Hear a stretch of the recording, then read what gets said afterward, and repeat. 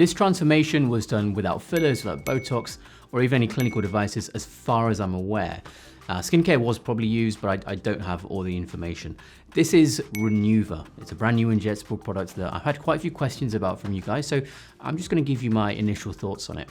Straight off the bat, it works by making your body deposit fat in specific places. Now, before you think it will make you look fat, you don't have to worry. When we like the shape of a particular part of our face, what we're saying there is that we like the volume and positioning of all our tissues there, including the fat pads.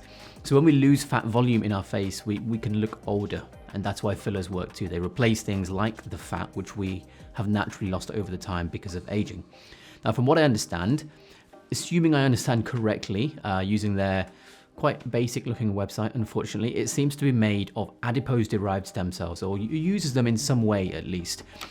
These are stem cells that can turn into fat cells, and fat cells are called adipocytes or adipocytes, hence the name adipose derived stem cells. The data seems fine, but you have to remember that it always will when it's in the form of an advert on the company's website. For me personally, there are a few issues with Renuva. I'm not saying it's a bad product, but I just have some concerns like time frame, reversal, blood vessel penetration. We'll start with time frame. This case took 30 cc's or 30 mils of product over a year. That's not a bad point. In fact, slower replacement of volume, I would say, is better for most people. But most people don't come to see me and say, I want my hollow cheeks gone in a year.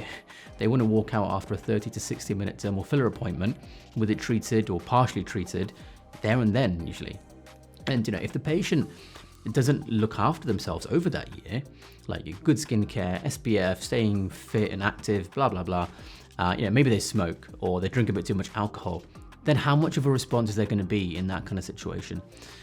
If that's the case and a year later they don't like the result, then that's a year they've waited absolutely nothing for, which means they're going to be pretty angry, I'd imagine, when you consider that in an appointment or two they could have used filler and got what they wanted in much less time.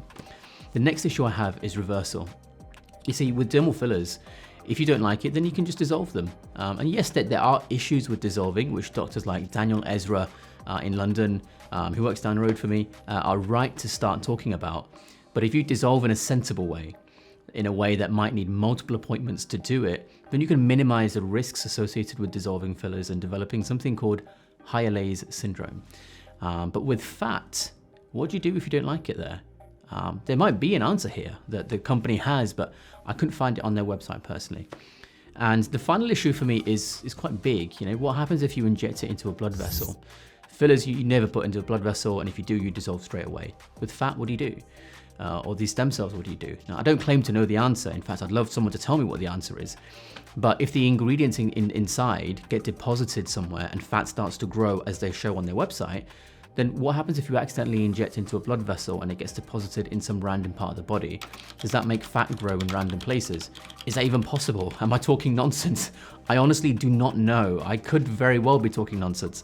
And I'll gladly hold my hands up and admit that with a view to learning more about it. But because of these issues that I've said, for now at least, it's not something I'd want in myself or my patients, but I'm fully open to learning more about it if anyone from the company is watching. And to be honest, I can imagine a lot of use cases for this, for parts of the body, and I'd love to have my concerns addressed if anyone from the company is watching. Like I said, if you've maybe got rippling of breast implants or slight dimples post-surgery somewhere, or maybe you just want quite a large area like an upper chest to puff out without worrying about using a lot of filler that could move or look puffy, I think Renuva could be fantastic. But time will tell once it's been on the market for a bit longer and also in more countries. I think it's only in America at the minute. But it won't replace skin injectable products like Sunakos. I always talk about it very highly, I know, because they do different things. Even skincare, it won't replace that.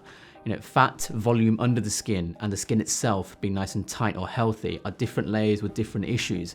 So I think you could still treat both areas if you have issues in both areas. So you could use something like Renuva to replenish the fat underneath.